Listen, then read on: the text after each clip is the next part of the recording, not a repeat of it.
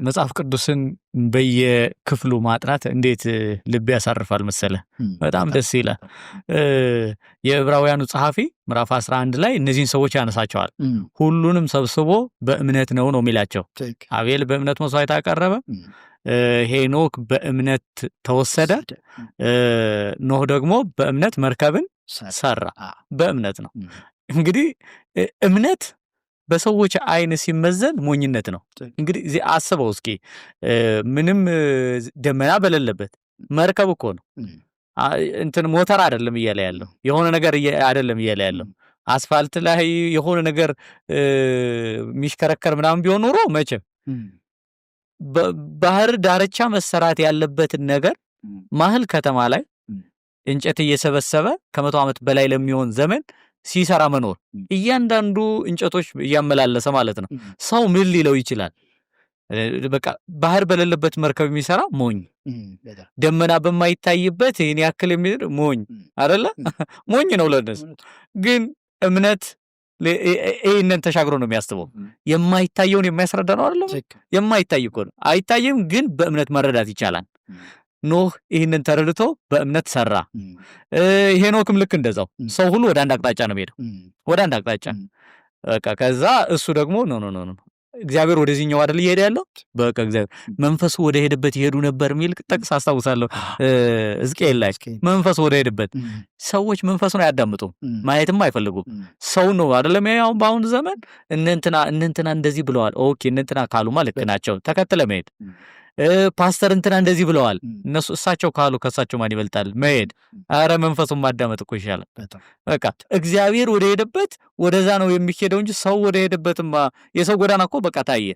እግዚአብሔር ምዕራፍ 6 ላይ የሰውን ጎዳና ተመለከተውና ሰውን በመፍጠሩ ተጸጸተ። እንደዛ ነው የሚሆነው። የሰው ጎዳና ለጥፋቱ ተትቷል። አሁን በአሁኑ በዛ ዘመን ማለት ነው። የህሊና ዘመን ነው አይደለ? ለራሱ የተተው ነው። ህሊናውን መጠቀም ካልቻለ በቃ ጎዳናው ያ ነው። ነገር ግን የእግዚአብሔርን አሰራር፣ የእግዚአብሔር ምን መንፈስ ማዳመጥ፣ የእግዚአብሔር ቃል ምን ይላል፣ በድሮ የነበረው ምንድን ነው፣ እንዴት ነው የሚለውን የሚያዳምጡ ሰዎች አካሄዳቸውን በቀጥታ ከእግዚአብሔር ጋር ያደርጋሉ። ያኔ እግዚአብሔር ምን ያደርጋል? ይወስዳል። በቃ ይሰውራል። የሚወስደው እግዚአብሔር ነው። እግዚአብሔር ከሆነ የሚወስድ ደግሞ ወደ የት ወሰድክ አይባልም። በጣም በሚገርም ሁኔታ ይህንን መጽሐፍ ሳነብ በሚገርመኝ ፈለጉት አልተገኘም ይላል። ፈልገውታል፣ ለካ ታውቃለህ፣ ፈልገውታል። የት ነው የሄደው ሄኖክ ምናምን ብለው ማለት ነው። ግን እግዚአብሔር ከወሰደ ማን ሊያገኝህ ይችላል? ልክ እንደዚሁ ኖህንም እኮ እንደዚህ ነው ያደረገው። መርከቡን ሰራ፣ ዝናቡን ከመልቀቁ በፊት፣ የጥፋት ውሃ ከመምጣቱ በፊት አስገባው እስከነ ቤተሰቦቹ፣ እግዚአብሔር ዘጋው ይላል። እና ከዚህ ውስጥ የምንማራቸው በጣም ብዙ ነገሮች አሉ። በዘመናችን ብዙ መንገዶች አሉ። ሁሉም መንገድ ይወስዳል፣ ግን ትክክል አይደለም። ሁሉም መንገዶች ሰዎች የሚሄዱባቸው እንጂ እግዚአብሔር ያስቀመጣቸው መንገዶች አይደሉም። አሁን ያለው የአንዳንድ ትምህርቶች በቃ እግዚአብሔር እኮ ሰዎችን ይወዳል፣ ስለዚህ ሁሉም ሰው ሊድን ይችላል ይላል። አይገርምም? ልጁን ሳይራራ በመስቀል ላይ የሰጠው እግዚአብሔር ሰዎች ሁሉ እንዲሁ የሚድኑ ከሆነ ለምን መስቀል ላይ ሰቀለው? ለምን ተጠማሁ እያለ ተወው? ለምን አምላኬ አምላኬ ለምን ተውከኝ ሲል ዝም አለው? ለምን አልመለሰለትም? ለምን የፍርድን እሳት በላዩ ላይ ያዘነበ? ልብንልን ይገባል። በጣም ልብ የሚሰብር ነው። እኔ ደግሞ እንደው በዚሁ በተቃራኒው ደግሞ በጣም እንደው ሰሞኑ አንድ የሚነሳ ነገር ስለሆነ ነው የዘላለም ሕይወት አንድ ሰው በጌታ በኢየሱስ ክርስቶስ የዘላለምን ደህንነት ካገኘ በኋላ ይጠፋል አይጠፋም የሚል የክርስቶስ የማዳን ላይ ጥያቄ የተነሳበት ሁኔታ አለ። አሁን እንደው ያንተ ያነሳው ተቃራኒ ስለሆነ ነው የገባውብህ እና አሁን እንዳነሳው አንዳንዱ አይ እግዚአብሔር ፍቅር ነው፣ ማንንም ወደ እሳት አይጨምርም ወይ ማንንም አያጠፋም፣ ሁሉም ሰው ይድናል ይልና የክርስቶስን እዚህ ምድር የመምጣትና እንዲያዛ ባለ አስጨናቂ የሞት ፍርድ ውስጥ ማለፉን ለማቃለል ይሞከራል። በሌላ በኩል ደግሞ መዳኑን ደግሞ ዋጋ የሚያሳጣው ደግሞ ሰው ተመለከታለህ። አንዴ ድኛለው ወይም በክርስቶስ ድኛለው ካለ በኋላ ያንን አጣሁት። ታዲያ ይሄንን በጣም የገረመኝ ነገር መጽሐፍ ቅዱስ የሚጠቅስ ሰው አታገኙ። ሎጂክ ነው አብዛኛው የሚያወራው፣ ምክንያቱ ነው። እንደገና እከሌ ምን አለ፣ ቅድም ያልከው እኮ ነው። እከሌ ምን አለ ሚዲያው ላይ፣ እስኪ እከሌ በዚህ ጉዳይ ምን አለ ነው። እና እኔ አሁንም ቢሆን እነ ኖህ ያዳናቸው እከሌ ምን አለ እከሌ ምን አለ ብለው ሰምተው አይደለም። እነ ሄኖክ ያዳነው እከሌ ምን አለ አይደለም፣ ከእግዚአብሔር ጋር ሄደ። ከእግዚአብሔር ጋር መሄድ ደግሞ መጽሐፍ ምን አለ ነው። ሮሜ መልእክት የሚለው ይሄን አለ። መጽሐፍስ ምን አለ ብሎ ነው ያስቀመጠው፣ ስለ ክርስቶስ መዳን፣ ስለ ማንኛውም ነገር። መጽሐፍ ደግሞ ምን ይላል? የሰራዊት ጌታ እግዚአብሔር እንዲህ ይላል። ይሄን ነው መጽሐፉ ያለውን እንጂ መቀበል ያለብን እንዲህ ሰዎች በተባራሪ የሚባሉ ወይም ትልልቅ ሰዎች ስላሉት አይደለም። ትልቅ ሆኖ የማይወድቅ ማን አለ? ቀጥሎ ምዕራፍ ከ9 10 11 ያሉ ሐሳቦች ወደ ማጠናቀቂያው ነው እየመጣው ያለሁት። የባቢሎን ግንብ፣ የሰናዖር ግንብ ከተማ፣ የቋንቋ መደበላለቅ፣ እንደገና ሌላ ይመጣል። ከጥፋት ውሃ በኋላ ያለው ዘመን ማለት ነው። ሰዎች ተሰበሰቡ፣ ከተማን ገነቡ፣ በእግዚአብሔር ላይ አመፁ፣ ቋንቋቸው ተለያየ፣ በምድር ላይ ተበተኑ። ይሄ የዓለም ታሪክ ጭምር የሚያረጋግጠው እውነት ነው። መጽሐፍ ቅዱስ ስለዚህ ጉዳይ ምን ይላል? ታሪክስ ምን ይላል? እኛስ ከዚህ ላይ ምን እንማራለን? የሚለውን የመጨረሻ ጥያቄ አድርጌ ላቀርበው። አሁን እንግዲህ ከዛ በኋላ ምንድነው እዚህ ጋር እንደው ከዲስፔንሴሽን አንጻር ወይም ከዘመናት አንጻር ስንመለከት ኖህ ልክ የአዳም ያህል በረከት ነው የተሰጠው። ብዙ ተባዙ ምድርን ሙሏት ተብሏል። ይሄንን ተብሎ ኖህ ተባረከ። ኖህ የመንግስት ስልጣን የተሰጠው በመሰረቱ። እንደውም ምን ተባለ? ሰው በህሊናው መኖር አልቻለም አይደለ? በጣም ብዙ ደሞች በከንቱ ፈሰው ነበረ በዛ በኖህ ዘመን ማለት ነው። አሁን ኖህ በአዲሲቷ ዓለም ላይ የተሰጠው ምንድን ነው? የሰውን ደም የሚያፈስ ደሙ ይፍሰስ የሚል እግዚአብሔር ያፈሱታል የሚል። ስለዚህ የሆነ የተቋቋመ ኃይል አለ ማለት ነው። ወይም ደግሞ የሆነ መንግስታዊ ኃይል አለ። አሁን ድሮ በህሊናህ እንዳታፈስ ነበር። ሰው ክቡር ነው፣ በእግዚአብሔር አምሳል የተፈጠረ ነው፣ የእግዚአብሔር መልኩ የፈጠረው ነው፣ ሰውን አትግደሉ የሚል ነው ህሊናህ የሚነግርህ። ህሊና ትክክል ነው የሚነግረው፣ ግን የማያስተውሉ ልቦናቸው ጨለመ። ቅድም እንዳልነው ህሊናቸው ደነዘዘ እንዳልነው ህሊናቸው እየደነዘዘ ሄደ በሴጣን ምክንያት። አሁን ግን ሰው በህሊናው ሰውን ማጥቃት ማቆም አልቻለም። ካልቻለ እግዚአብሔር ምን አደረገ? ጠባቂ ያስቀመጠ። አሁን የመንግስት ስርዓት የተጀመረው እዚህ ጋር ነው፣ ምዕራፍ 9 ላይ። ናምሩድ እንግዲህ በጣም ክፉ ከሚያደርገው ነገር አንዱ መገለጫው ምንድን ነው? በእግዚአብሔር ፊት ኃያል ደግሞም አዳኝ ነው። አዳኝ ማለት ይሄ እንደውም ከሌላ ነገር ይልቅ ሰውን ነው በማደኑ የሚታወቀው። እንግዲህ በታሪክም በብዙ ነገሮችም ናምሩድ የመጀመሪያው ክፉ መሪ እንደሆነ ይታወቃል። ለምሳሌ ምዕራፍ 10 ቁጥር 8 ላይ አመጣጡም ያው ከኩሽ ነው። ያው ኖህ በወደቀ ጊዜ 3ቱንም ልጆቹ ከፋፍሏቸዋል። ሴምን ባርኮታል፣ ያፌትን ባርኮታል። ያፌትን ያስፋ አለ፣ በሴም ድንኳን ይደር አለ። የሴም አምላክ እግዚአብሔር ይባረክ። እነዚህ ሲል ያው ከሴም ጋር የተገናኘ መለኮታዊ ማንነት ሆኖ እንመለከት፣ እግዚአብሔራዊ ማንነት፣ አምልኮ፣ የተለያየ ነገር እናያለን። ያፌትን ደግሞ በማስፋት ደረጃ እግዚአብሔር ባርኮታል። የካም ዘሮች ግን አብዛኛው የተረገመ ነው። በይበልጥ ከናን ደግሞ የበለጠ የተረገመበት ሁኔታ እና ከዚህ ከካም ውስጥ ከተወለዱት መካከል አንድ ኩሽ ነው እና ናምሩድ በኩሽ ውስጥ የነበረ ወይም የኩሽ ዘር ውስጥ ነው። ምክንያቱም ኩሽ ናምሩድን ወለደ፣ እንደው የመጀመሪያው ልጅ ነው። እርሱም በምድር ኃያል መሆን ጀመረ ይላል። ኃያል መሆን ጀመረ ማለት ያው መንግስት ሆነ ማለት ነው። ቁጥር 9 ላይ እርሱም በእግዚአብሔር ፊት ኃያል አዳኝ ነበረ ይላል። እንግዲህ በእግዚአብሔር ፊት ኃያል አዳኝ ማለት በቃ ምንም ፍርሃት የሌለው እግዚአብሔርን የማይፈራ እንደፈለገ የሚናገር እንደፈለገ የሚሳደብ እግዚአብሔር የፈጠረው ፍጥረት ላይ የፈለገውን ነገር እጁን መጫን የሚችል በይበልጥ ስፔሻሊ ሰው ላይ ማለት ነው። ይሄንን ነው በእግዚአብሔር ፊት ኃያል አዳኝ እንደ ናምሩድ ተባለ። በጣም የታወቀ ነው የሆነው። ይሄ መንግስት እንደሆነ የምትመለከተው ምንድን ነው? በኋላ ሚክያስ ምዕራፍ 5 ቁጥር 6 ላይ ምን ይላል? የአሦርም አገር በሰይፍ ይልና የናምሩድንም አገር በመግቢያዋ ውስጥ ያፈርሳሉ ይላል። እንግዲህ ናምሩድ ያው ቦታው ባቢሎን አካባቢ አይደለ? የናምሩድ አገር ተብሏል። እስከ መጨረሻ እንግዲህ ከስንት ጊዜ ዓመት በኋላ ምናልባት ወደ 2000 ምናምን ዓመት ወደ 3000 ምናምን ዓመት ከሆነ በኋላ ራሱ የናምሩድ ሀገር እስኪባል ድረስ ናምሩድ የመሰረታት እንደሆነች ባቢሎን ማየት እንችላለን ማለት ነው። እና ናምሩድ ምንድን ነው ያደረገው? በናምሩድ ጊዜ ምንድን ነው የሆነው የሚለው ስንመለከት ያው ምዕራፍ 11 ላይ የምናገኘው ሰዎች በአንድነት ተሰብስበው አንድ ነገር ነው ያሉት፣ ሳንበተን ስማችንን እናስጠራ። እንግዲህ መበተን ምን አመጣው ስንል የእግዚአብሔር በረከት እንደ እርግማን ሊቆጠሩት። እግዚአብሔር ምን ብሎ ነበረ? ምድርን ሙሏት አለ። አየህ፣ የእግዚአብሔር ሐሳብ መፈጸሙ እንደማይቀር ያውቃል። ግን የእግዚአብሔር ሐሳብ ከመፈጸሙ በፊት እኛ አንድ ነገር አንድ ጀብድ ሰርተን መበተን ያለብን ብለው ግን መበተንም አልፈለጉም። ምን አደረጉ? ከተማ እንስራና በዚህ ስማችንን እናስጠራ ብለው ሰናወር ሜዳ ላይ ከተማን መስራት ጀመሩ።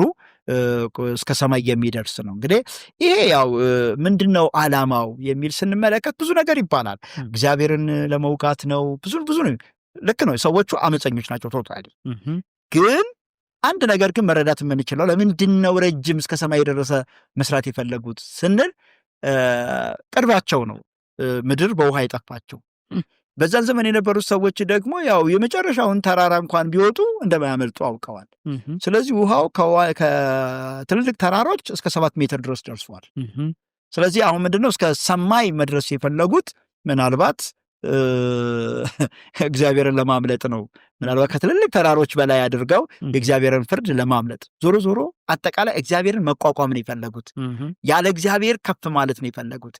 ያለ እግዚአብሔር በአንድነት መስራት፣ በአንድነት መቆም ነው የፈለጉት። እግዚአብሔርን በቀነሰ መንገድ አንድነት ዋጋ የለው። ባቢሎን ማለት ይሄ ነው።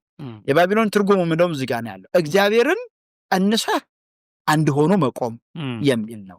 ግን ይሄ የበለጠ ፍርድ እንደሚያመጣባቸው እግዚአብሔር ካየ በኋላ ኑ እንውረድ፣ ቋንቋቸውንም እንደባልቅ ነው ያለው። እና ብዙ ጊዜ የሚባል ነገር አለ። ሰውን ሰው ያደረገው ስራ ነው ይላሉ። ከዛ ደግሞ ቋንቋን የፈጠረው ደግሞ ሰው ነው ብለው ነው የሚናገሩት። ማለት የሰው የስራ ውጤቱ ቋንቋን ፈጠረ፣ የተለያየ ቋንቋን አመጣ ነው የሚሉት። እና ምንድነው ቋንቋ የስልጣኔ የእድገት ምልክት ነው። እና ይህንን ሲሉ ምንድነው በተቃራኒ የሚቀርብባቸው የነበረው ሰውን ሰው ያደረገው እግዚአብሔር ነው፣ ቋንቋንም የፈጠረው ደግሞ እግዚአብሔር ነው። እና እግዚአብሔር ከፈጠረው ለምን ተከፋፈለ የሚል ጥያቄ ያነሳሉ። መከፋፈሉ ግን ለምንድን ነው የመጣው ስንል ሐሳባቸውን ከማድረግ አይመለሱም ነው ያለው እግዚአብሔር። እነሱ ሐሳባቸውን ካደረጉ ኃጢአት ነው ሐሳባቸው። ሐሳባቸውን ካደረጉ እግዚአብሔር ደግሞ የፍርድ በትሩን ያመጣል፣ ተመልሶ እንደገና ጥፋት ሊደርስባቸው። ስለዚህ ጥፋት ሳይመጣባቸው እግዚአብሔር ምን አደረገ? እነሱን ስራቸውን የሚያቆሙበትን መንገድ አደረገ። ስራቸው የሚቆመው ደግሞ በመከፋፈል ነው፣ ቋንቋቸውን ሲደባልቅባቸው ነው። በምድር አንበተንም ብለዋል። በምድር የሚበተኑት ቋንቋቸው ሲደባለቅባቸው ነው። ስለዚህ እግዚአብሔር እንደውም ቋንቋውን ለምን ደበላለቀው፣ ለምን ብዙ ቋንቋ መጣ የሚለው እግዚአብሔር ፍቅር ስለሆነ ነው። ሰውን እንዳያጠፋው ለሰው መቆንጠጫ ነው ያመጣው። እና ያንን አደረገ። ከዛ በኋላ ምዕራፍ 11 ይሄን ይናገራል። ምዕራፍ 10 ከምዕራፍ 11 በኋላ ነው የሚመጣው። በቋንቋ በነገድ ተከፋፈሉ አይደል የሚለው ምዕራፍ 10 መጨረሻ ላይ በቋንቋና በነገድ የተከፋፈሉት ከፍርዱ በኋላ ነው። ስለዚህ ብዙ ጊዜ ያው ሲጠና ሁሌ መታየት ያለበት ምንድነው ምዕራፍ 11 ከምዕራፍ 10 በፊት መሆን አለበት፣ ወይንም ምዕራፍ 10 ከምዕራፍ 11 በኋላ ነው መምጣት ያለበት። እና ከዛ በኋላ የተከፋፈሉትን እግዚአብሔር ቋንቋቸውን የደበላለቀባቸውን የኖህ ልጆችን ያሳየናል። ሴም፣ ካም፣ ያፌት። ሴም አብዛኛው እዛ ላይ አስቀምጦታል። ሴማውያን ማን ናቸው? ማነው? ያፌታውያን እነ አርፋክስድ እነ ሉድ ምናምን የሚለው ያው ወደ አውሮፓና ወደ ሰሜን አካባቢ ያሉትን ህዝቦች ያሳየናል። ያፌት። ሴም ደግሞ እዛችሁ መካከለኛው ምስራቅ አካባቢ ያለውን ያሳየናል። ካም ደግሞ አብዛኛው ወደ ምስራቅ ሆኖ ያው ከዛ በኋላ ሌሎችንም ክፍሎች ያሳየናል። እና ኩሽ ነው በይበልጥ እዚህ ጋር መንግስትን ይዞ የምንመለከተው። ኩሽ ራሱ ናምሩድ ሆኖ እንመለከተዋለን። በዚህ ውስጥ እኔም የምመለከተው ያው እንዳልከው ሰው አቅም ሲያገኝ፣ ችሎታ ሲያገኝ፣ የሆነ ነገር እንዲያው ጉልበት ቢኖረው ሊያደርግ የሚችለው ምንድን ነው ከተባለ ዘፍጥረት ውስጥ ነው የምናገኘው። ከተማን መገንባት፣ ከዛ ደግሞ ወደ ሰማይ ሊደርስ የሚችል ግንብን ገንብቶ ወደ ሰማይ መሄድ ነው። ለምንድን ነው ይህንን ያደረጉት? ምንም ግልጽ እኮ ነው። ምድር ላይ ጥፋት አለ። ስለዚህ ከፍ ብሎ መብረርን ነው የተፈለገው። ከምድር ሰው እንዲኖር የተፈለገበት ኤሪያ አለ፣ ቦታ አለ፣ የተሰጠው እንትን አለ። ስለዚህ ሰዎች ደግሞ እዛ ላይ መኖር አልፈለጉም፣ ከፍ ብሎ መኖር ፈለጉ። እግዚአብሔር የት ነው ያለው? ነው ከፍ ያለ ነው አይደል? በቃ ራስን ከፍ ብሎ መኖር ነው። ይሄ በጣም በሚገርም ሁኔታ ወደኋላ ያሉትን እየዳሰሳናቸው የመጣናቸውን የአውሬውን ሐሳብ ነው የሚያሳየው። በቃ ከፍ ከፍ ላለው ነው አይደል? ስለዚህ ከፍ ከፍ ብለው እንደ ህዝብ ሲሆን ደግሞ እንዴት እንደሚከፋ እንደ ህዝብ ነው ይህንን ያደረጉት። ኦኬ ይህንን ታዲያ ማጥፋት ይችላል እግዚአብሔር? አዎ ይችላል። ግን ካሁን በፊት ያላነሳ ነው ይህ ቀስተ ደመና ኪዳን ገብቷል። ደግሜ በውሃ አላጠፋም ነው አይደለ? ይህንን ያደረገው። ኦኬ ታዲያ ግን ምን ማድረግ ይችላል? ስራውን ግን ማፍረስ ይቻላል። በቃ ቋንቋን መደበላለቅ ነው። ቋንቋው ከተደበላለቀ አብሮ መስራት አይቻልም። የቋንቋ መደበላለቅ የሚለው ማለት ነው። አንዱ አንዱን አይሰማውም ነው። ልክ አሁን እንዳለው በየማህበሩ ያሉ ልሳኖች አሉ አይደል? በቃ አሁን የማይሰማሙ እንትን የሚሉት ማለት ነው። በነገራችን ላይ ልሳን ራሱ እዚህ ነው የሚጀምረው እኮ። ለበረከት ሲሆን አሁን እንዳልከው በረከት ነው። ለአመፅ ካዋልከው ደግሞ ማትሰማማውን ቋንቋ ያለምንም ዓላማ እንድታወራ ያደርጋል። እግዚአብሔር ይህንን አደረገና ስራውን ማስቆም ችሏል። እንደው እዚህ ላይ ቋንቋ ላይ እንደው አንድ ሳላነሳው የማላልፈው አንድ ጥሩ አገልጋይ ጸሐፊ የተናገረው ነገር ምንድን ነው? ሰው አንድ ላይ ሆኖ በራሱ ወደ ሰማይ ለመውጣት ፈለገ፣ ወደ ላይ ለመውጣት ፈለገና ከፍርድ ለማምለጥ ፈለገ፣ ግን ተበተነ። የሰው ስራ፣ የሰው አንድነት። ነገር ግን እግዚአብሔር በልጁ በኢየሱስ ክርስቶስ ያደረገው ግን ምን አደረገው? የሐዋርያት ሥራ ምዕራፍ 2 ላይ ብዙ ቋንቋዎች በአንድነት ወንጌል ሰሙ።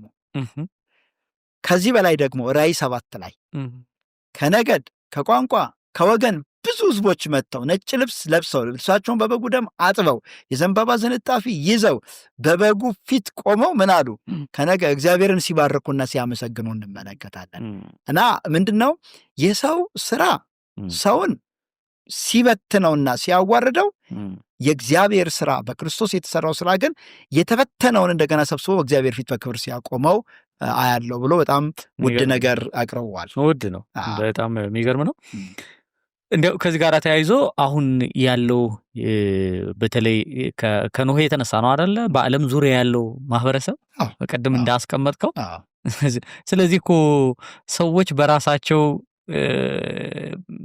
ዘር ሊቆጥሩ ይችላሉ፣ ራሳቸውን የሆነ ቦታ ላይ ያስቀምጡ ይችላሉ እንጂ ሂዶ ያው ነው። ወይ ያፌት ነህ ወይ ሴም ነው ወይ ደግሞ ካም ነው የምትሆነው፣ ሌላ ምንም አይደለም። እኛም በተለይ በዚህ በአፍሪካ ያለ ነው ደግሞ ያው ይታወቃል፣ ወደ ኩሽ ነው የሚሄደው።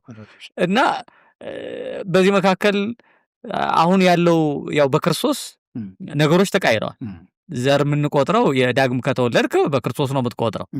እንደዛም ባይሆን ደግሞ ከዛ በኋላ ያለው የምንቆጥርበትን ሁኔታ ቀይሮታል እግዚአብሔር። ራሳችንን ወስደን ያፌት ራሳችንን ወስደን ሴም ምናምን የምንልበት ምንም ምክንያት የለም። እና እንዲያው ሰዎች ልብ ሊሉት የሚገባው እግዚአብሔር ዘርን ወይም በነገድ በቋንቋ በምናምን የለም። ሰዎች በምድር ላይ እንዲኖሩ ነው የፈቀደው። ሰዎች በምድር ላይ እንዲባዙ ነው የፈቀደው እንጂ ዘርና ነገድ ቋንቋን ሊቆጥሩ እንትን አይልም። በቤተ ክርስቲያን ዘመን ዘር መቁጠር ቅድም ካልኩት በረከት መውረድ ማለት ልብሳቸውን በበጉ ደም አጠቡ ከሚለው ወደኋላ መመለስ አለብህ። አላጠበም መባል አለብህ። ምክንያቱም ዘርህና ቋንቋን ለመቁጠር ከበጉ ደም መታጠብ ጀርባ ነው መሆን ያለብህ እና በበጉ ደም ካጠብክ ግን ልብሳቸው ምንድን ነው? ነጭ ልብስ ለብሰው እኮ ነው የሚለው። አንድ አይነት ልብስ ነው ያላቸው፣ አንድ አይነት ማንነት ነው ያላቸው። ተዋጅተው ነው የመጡት። ተዋጀህ ማለት እኮ ለምሳሌ ገበያ ትሄድና የሆነ ነገር ሰብስበ ምናምን ከብቶችን ከተለያየ ቦታ ትገዛና አንድ በረት ነው የምታስገባቸው። ስለዚህ አንተ ናቸው በቃ። አሁንም ልክ እዚህ ጋር ተዋጀ ማለት ግማሹ ከካም፣ ግማሹ ከኩሽ፣ ግማሹ ከሴም፣ ግማሹ ከምጽራይ ከምን ሰበሰባቸው። ከዛ ምን አደረገ? ወገን አለ የእግዚአብሔር ልጆች አደረጋቸው። ካደረገ በኋላ እንደገና ወደ ኋላ ተመልሰ ባቢሎን ላይ መቆም፣ እንደገና ዘራችንን እናስጠራ፣ እንደገና ስማችንን እናስጠራ፣ እንደገና ወደ ነገድ ወደ ቋንቋ የምትሄድ ከሆነ ይሄ አንድ አለመለወጥ ምልክት ነው። ሌላው ግን በጣም ስጋዊነት፣ እንደው ሰውየው የዳነ ሆኖ ይሄን ካደረገ በጣም ስጋዊ አማኝ ነው። ስጋዊ አማኝ ደግሞ ቆሮንቶስ ላይ ተመልከተው፣ መቼም አያርፍም። እኔ አጵሎስ እኔ ኬፋ እያለ መከፋፈሉን አቆምም እና እግዚአብሔር የሰጠን የከበረ ማንነት አለ። ተዋጅታችኋል ከተባለ ነጭ ልብስ ከለበስን በበጉ ደም ከታጠብን ተመልሶ ሄዶ እኔ የከሊ ዘር ነኝ ምንም ምርጥ ዘር የሚባል የለም። በቃ እግዚአብሔር ሁሉንም እኩል አድርጎ ነው የፈጠረው። በቃ እና በጣም ጥሩ ነው።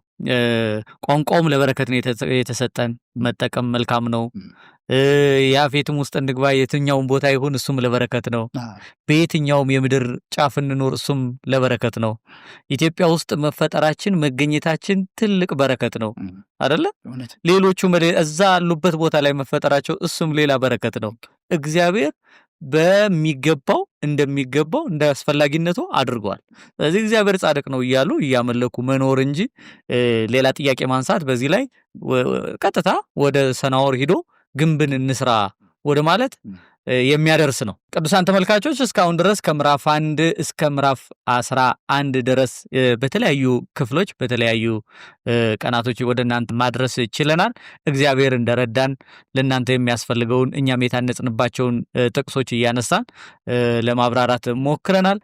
እዚህ ያቀረብንላችሁ ማብራሪያ በየትኛውም የእውነት ቃል አገልግሎት መጽሐፍት መደብር ማግኘት ትችላላችሁ።